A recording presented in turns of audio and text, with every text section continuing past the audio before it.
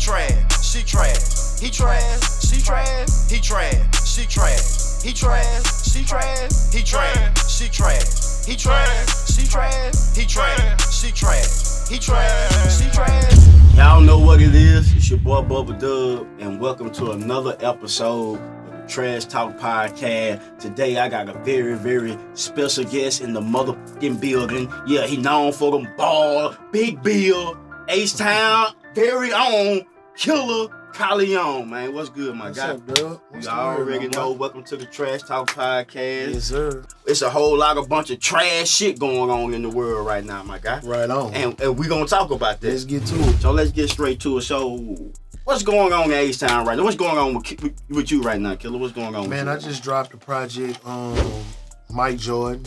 I just dropped it. It actually got leaked end of September, which was supposed to drop October 7th. And it's pretty much just doing what I felt like it was gonna do. You know, it's got some good traction, but it kind of put me behind the 8 ball because it leaked, but it still did its justice. You know what I mean? And it's just me just really formatting everything to really put the awareness on the project. But I'm confident about it. The streets fucking with it heavy, and you know that's what we doing right now. Mike Jordan, I'm finna come with my podcast, The Truth Sound Like Hate, and they hate to hear the truth. You know, I got that shit going on, and just, you know, keep on doing what I do. Who inspired you, Killa? Like, you know what I'm saying? Who inspired you, and what still motivates you to this day? It's damn near just like playing the game. Like, I'm real big on basketball, bro. So I look at, like, when you good at something, bro, wine get better with time, my nigga. And the artist I am now, I'm light years ahead of the artist I was then, because I think I'm more better now than I ever been, and I feel like I'm only getting better. My inspiration was always the big dogs. I ain't never really hang in the room with a bunch of low levels, and that ain't no knocking me being egotistical or nothing. I ain't never want to hang with the puppets. I always wanted to be around the big dogs. See, me coming from the hood where I come from, pretty much, I was around everything when it was going down. When the shit was going down in Houston, on the south side, when the screwed up clique shit, I was around that shit when it was just street niggas with no rappers at that point. I'm right here off of Mad Lane. I'm in Chrismont Village in the houses. You got Patton Hawk and them in Kennedy Heights right across the goddamn bayou on motherfucking Selinsky. I'm right here on Madden in the cul-de-sac. Them niggas, you just jump over the bayou, be right there at the house. My grandmother garage was the hood in the hood. Everybody, I mean, I was around these niggas on a day-to-day basis.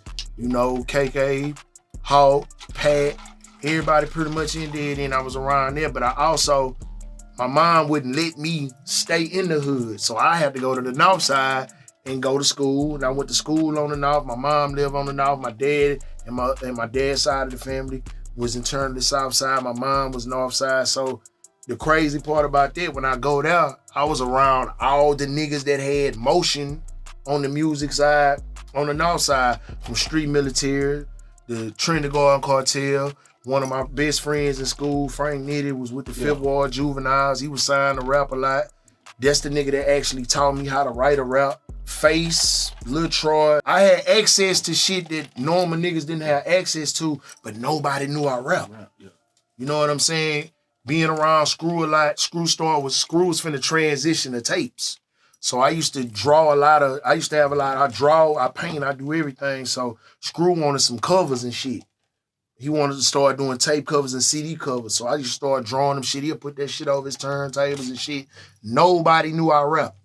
Nobody. Pokey was the first nigga that really knew I rap. Mike D and them. So I got my name, Kyleon, my name Kyle, Mike D and Pokey, and my uncle Ron G that was over dead in Rutgers. Them niggas named me Kyleon. Slim gave me Killa and added Killa to the Kyleon because I would kill damn near every beat and I killed somebody in the song.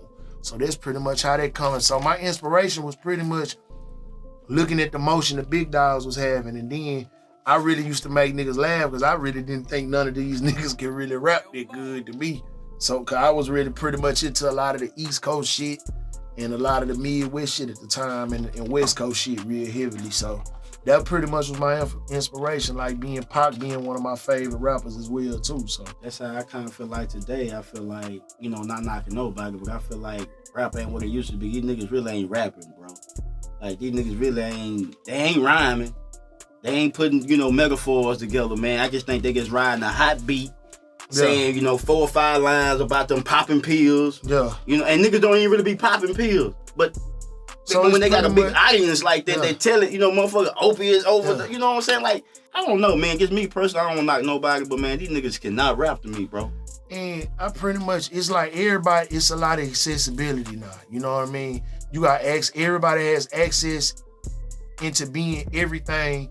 Seeing, but back then, you didn't have so much access to the studio. You didn't have so much access to a camera. Accessibility and social media created a platform for everybody to be heard. So no matter if that shit good or bad, you gotta think, like they say, the world is ghetto. You go to every motherfucking city, it's a Martin Luther King in every city. It's a nigga that wanna rap, be funny, and it's like, we don't have to wait to be on TV. So everybody got action, and you gotta think, it's a you in every ghetto. Facts. So all you gotta do is connect with the yous. Once you connect with the yous and niggas that's like-minded, niggas like you, that's your fan base. And being that you connected to social media, you got so many different social media outlets that you can tap into to grow a fan base. All you gotta do is throw a rock in the water and the ripple's gonna come, bro. And that's where it come. Everybody got a voice. Whether that shit good or bad, but like they always say, good promotion and bad promotion is good promotion. Cause it's gonna be a nigga that likes something that you don't like. It's like the black jelly beans your motherfucking grandma had, nigga. You hated them bitches. Facts. But if them was the last motherfuckers in that joint, you gonna bite that motherfucker in a goddamn way. Most So definitely them Lakers gonna do this shit, man. In all honesty, bro, give me a healthy AD. Okay. Give me a consistent Russell Westbrook. What you mean by consistent and what? Not turning that motherfucker over? Not turning that bitch over. Give me the triple-double king. Give me Oklahoma Russell. Give me Oklahoma Russell. If I get Oklahoma Russell and you give me LeBron gonna be that's Brady. He gonna be him. He gonna come prepared and everything. AD give me 50 games. 50? I'm gonna tell you why I say 50. The motherfucker ain't played 20 last motherfucking year was hurt. Give me a nigga that ain't got hurt. Give me a Pat Bev doing what he supposed to do. It's too many motherfucking point guards right now. You got Schroeder. He gotta be the dumbest son of a bitch in basketball to take 85 motherfuckers, didn't take 85 million and double back, spent the block just to get 2. But they got too many point guards. They got none over there. He been doing good in the preseason. They got too many niggas. Bro, they got a high end. Yeah, for sure. Pat Bev. Yeah. But I'm going to tell you, he give me Dennis Rodman vibes because defensively, everybody that plays a role, I'm going to give you a better one. He your Ron Artest today. That's Ron Artest right now. Without the offense. That's Ron Artest. He like a net. He like a motherfucking fruit fly. That motherfucker just, he annoying like a motherfucker. But he gonna bring a certain energy to the locker room that he not giving a fuck about nothing. And then he got the confidence of a wildebeest, my nigga. Yeah, he do. He got the confidence. So he gonna instill that shit into everybody else. It's like, to me, they gotta be the bad guys right now. They got more to prove than anybody, if you ask me right now. But if I see them making the playoffs. They make the playoffs, they got action and going to the finals. But this is what I don't understand about certain things in the NBA players, right? Let's just say, for instance, Westbrook can't shoot that good. But they say that's what he supposed to work on during the summer. But why he didn't get lethal shooter? AD got him. Like a motherfucker. Like, I feel like, as an owner, and Westbrook my player, right? Yeah. So, I'm confident, like, bro, I done hired lethal shooter myself for you. You ain't got to pay, I got this. This the thing. So, I just feel like in that system, you got to think, it's 3 niggas in that system that require the ball for offense. It's 1 nigga that play off the ball and on the ball. That's LeBron. You got a nigga like Westbrook that's used to running the offense. When you used to running the offense and you taking the back seat to not running the offense, where you not the number 1 guy, you not even the number 2 guy, you the number 3 guy, if that. So that make your game being as high intense as that nigga game is, and the way that he play the game, they slowing his game down. So you gotta think he on a certain pace in the game. That nigga jackrabbit the whole motherfucking game. That's his offense. He got a jackrabbit offense where he on the go constantly. You gotta slow the game. You gotta slow his game down and make him get off the ball in order to get on. But the thing about him, he's not an off the ball offensive player. He doesn't create. He creates his offense with the ball. So if he get more plays, he didn't really have no lot of plays last year neither to get it consistent where he come out there where he got a green light with the rock. The last time he had a green light was in Houston. The nigga was scoring 30. You know what I mean? But if he get a green light, if they start, what I like about Darwin Ham gonna make the offense, he gonna put out different type of offenses. Being black wasn't really putting out no motherfucking offenses like that. Get that bitch to LeBron, get that bitch to AD. If you don't got nothing that surround them, you got Bron playing every motherfucking position on the floor. Then they didn't have no secondary squad. So that's the main thing. They gonna need a good secondary squad too. Now the motherfuckers talking about they trying to trade for Buddy Hield. You supposed got Buddy Hield 3 motherfucking years ago. That's what I'm saying. They should have been there got Buddy Hield. And I also look at it like with Bron, because you know, I know we got a very different opinion. You say Jordan to go, I say LeBron. I say LeBron right now. Jordan to me was always my number one nigga. Yeah. Jordan is set down now. Jordan damn near 60 motherfucking years old. We can't talk about that nigga no more. Yeah. The nigga right now is the king. He say he chasing Jordan, you know, what you say, he chasing ghosts and getting rings.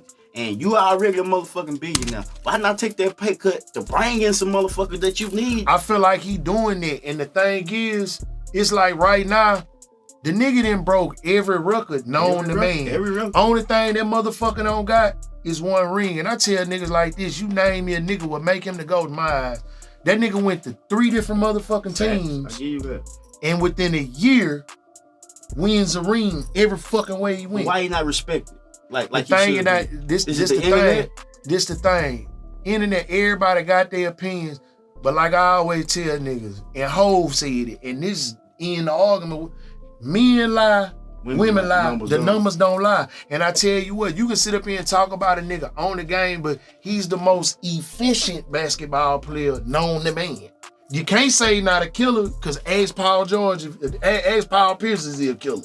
He showed you a killer. Stripper bed, Paul gonna hate. Yeah, but shit, he showed you a killer. He showed KG that shit too. He showed all them niggas. I remember when KG came out about 2 years ago where, they broke Bron. Yeah. Like, how you break this nigga, man? You know what I'm talking about? We made him break that shit up. Man, just told you. But he broke this shit up in Boston, he too. Broke that, like a motherfucker. You know what I'm saying? He broke that shit in Boston. But see, this the thing on the East Coast, what niggas don't want to even tell you.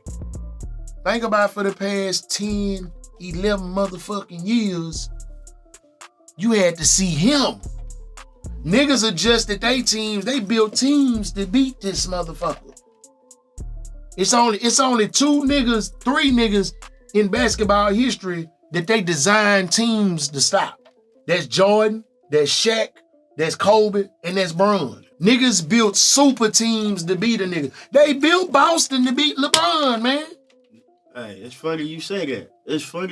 Killer, because I got something for you. Game on the line, 4th quarter, 5 minutes left in the game. Who got offense going through, Shaq or Kobe?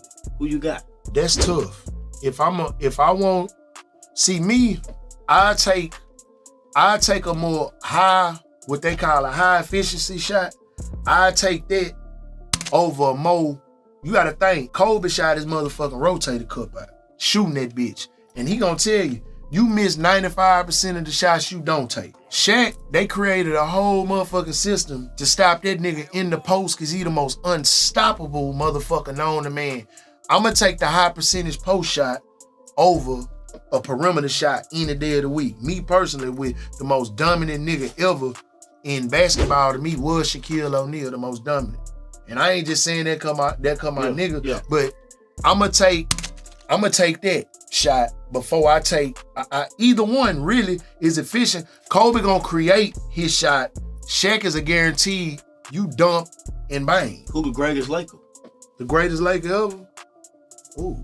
You got Shaq, you got Magic, you got Kareem. I gotta say Kareem.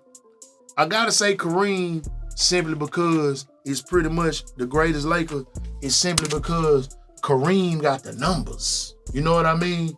But Then it's kind of a toss-up because you got Magic coming that motherfucker and transition everything. And collegiately, the nigga won on every level.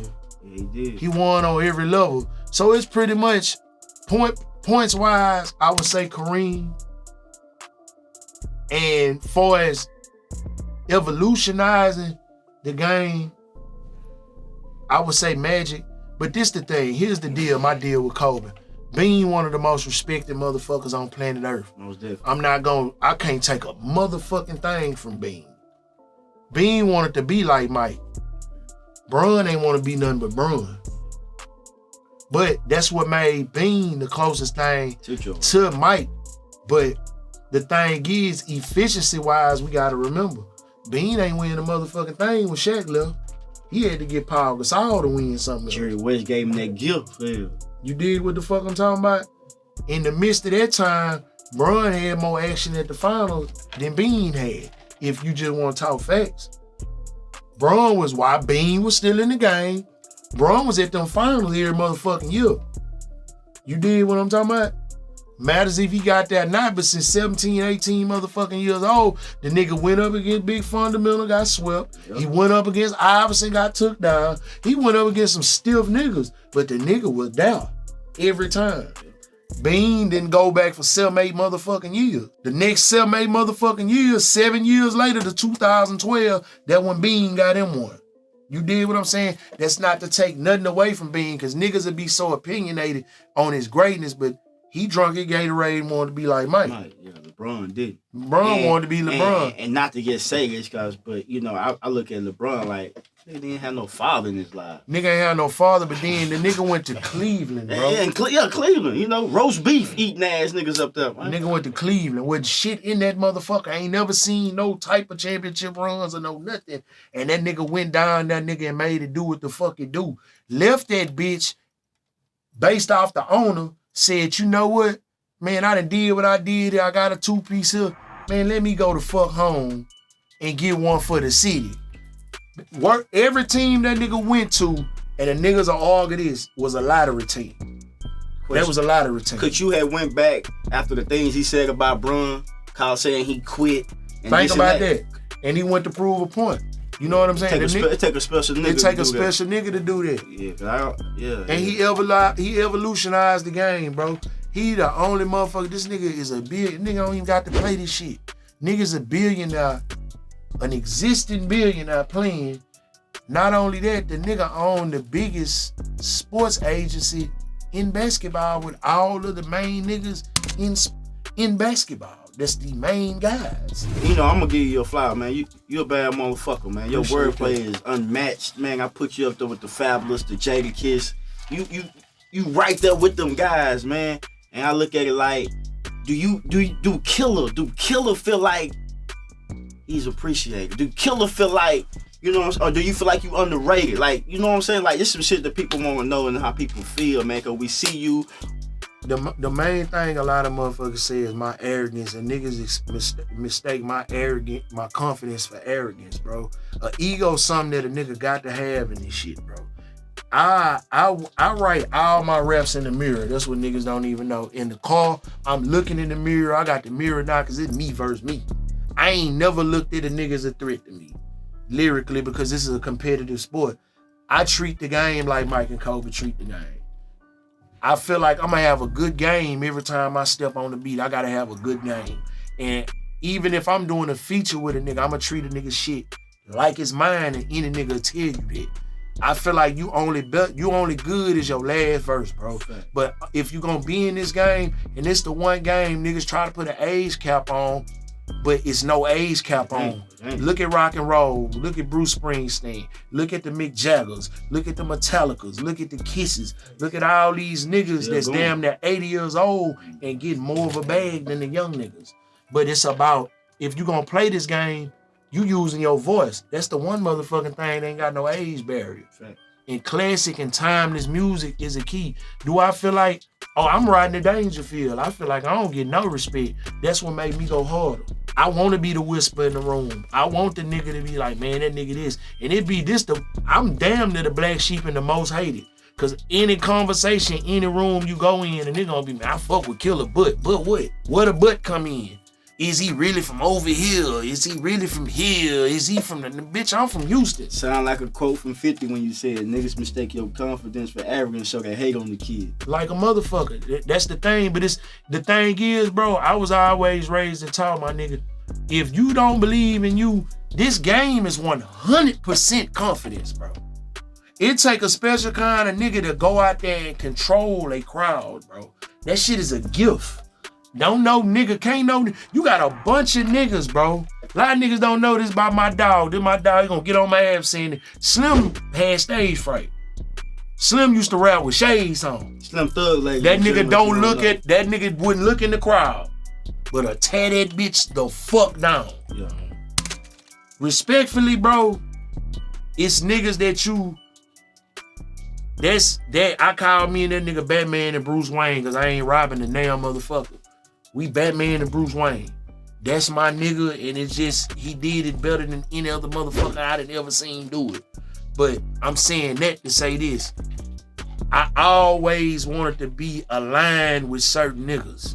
I never wanted to be aligned, even if I didn't financially get to where a lot of niggas got. I might don't have 8 figures. You dig what I'm saying? But the thing is, long as it's time on the clock, bitch, I'm gonna play to the motherfucking shit say 000. When you mentioned Slim, like a lot of people gonna know, my most famous viral video came with the song that you and Slim Thug like did. Motherfucker. Top Dog in New England when I jumped out with the snitch and shit. Yeah, that made the Pop Smoke out. You was in the motherfucking you was in the motherfucking Park Ave. Yeah, see, I'm coming down like Killa Kyleon. You know what I'm saying? All this shit, you gotta understand, it's the power of the tongue. This shit, you speak that shit into existence. Right on. You know what I'm saying? But you gotta put you gotta put action behind the voice. You gotta put action behind it, man. Most definitely that. And I be the first to tell you, bro, throughout the years, man, I get tired. I don't want to do this shit. I be having to deal with the gatekeeping shit, the old niggas that's in the way that don't want to get out the way, the niggas that got action and just saying something for a nigga and won't go in there and say something for a nigga, and the niggas that got action and putting you and placing you in shit.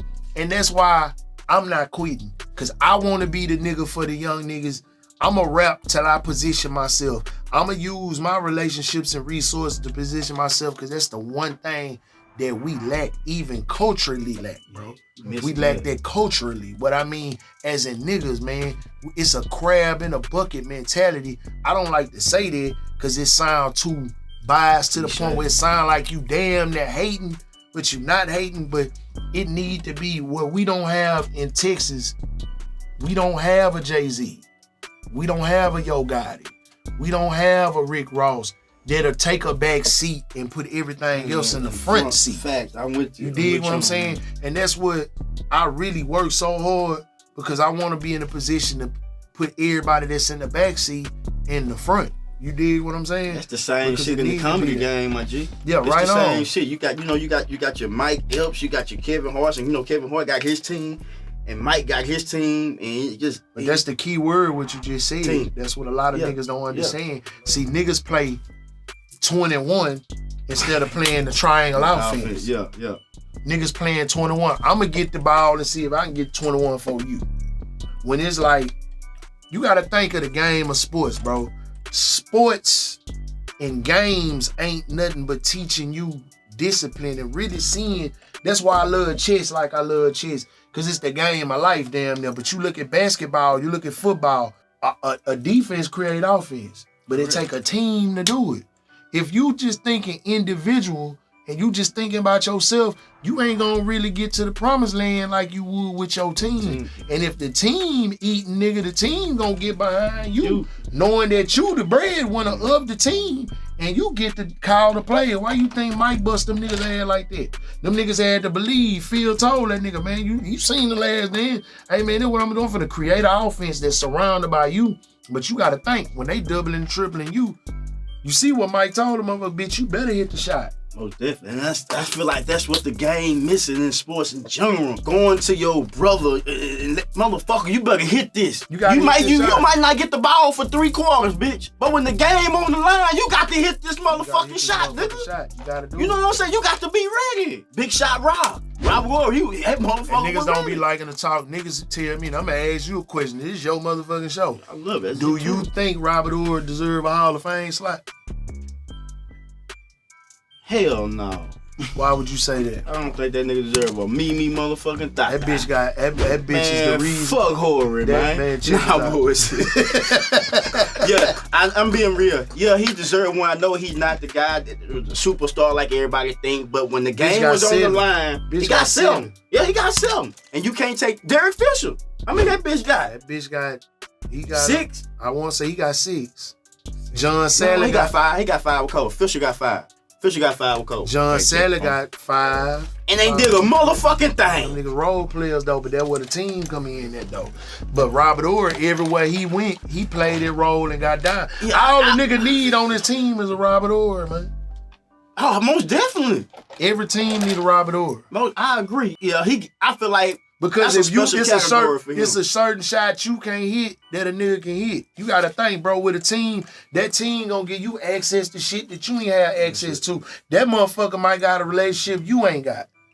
That motherfucker probably can come offer some shit that you can't offer. You dig? Yeah. Somebody get Robert. Have he make it to the Hall of Fame or they get Nah, everybody sitting there. Y'all get Horry in the Hall of Fame, man. Y'all get Horry in the Hall of Fame. Got 7 rings. Every team he got on, he hit game-winning shots. You stars can't even hit motherfucking game-winning shots. Come on, man. Big shot Bob. Not only that, you see what he did to Steve Nash that series? He did that for second time. Like, it's the small things that count, man. Yeah. Also, we're gonna, play a game, that we do here. Yeah. At the podcast. It's called Trash or Pass. Right. You can either say trash or you can either say pass. Gotcha. I'm gonna say a certain person's name and then we just go from there. Brett Favre. Oh. Brett Favre one of the motherfuckers, but after that $4 million pass, fuck him. Definitely. That pass on Favre whole ass, fuck man. That whole ass nigga. Nigga right stealing now. From the pole, man. He's stealing from the pole. Fuck him. Stealing from the motherfucking pole. They ain't even really talking about it like they should be talking about that shit, man. They ain't talking about that shit at all. That bitch done turned in. Some hoes, man. Chris Paul, trash or pass? Damn, that's hard. I fuck with Chris Paul. Man, Rondo 2-pieced him. That's cool, but that bitch ass nigga done did more for the game than Rondo did. I fuck Chris Paul, so if I fuck with him, what we gonna say? Pass? We pass on him. We gonna trash Brett Favre. Yeah, we got the trash. Pass on Chris. We gonna trash Brett Favre. We gonna pass on Chris Paul. Brandon Roy or Derrick Rose? Derrick Rose. He the baddest point guard ever. Brandon Rose a bad motherfucker, but Derrick Rose was just something different. That bitch was something different. That nigga was the most explosive point guard ever. The most explosive. That man by 6'3", what he is, 6'3", 6'4"? 6'1". Come on, man. Yeah, 6'1". 6'1". I'm 6'1". 6'1". Shit, so this motherfucker jumping out the motherfucking gym. Fuck is you talking about? Trash.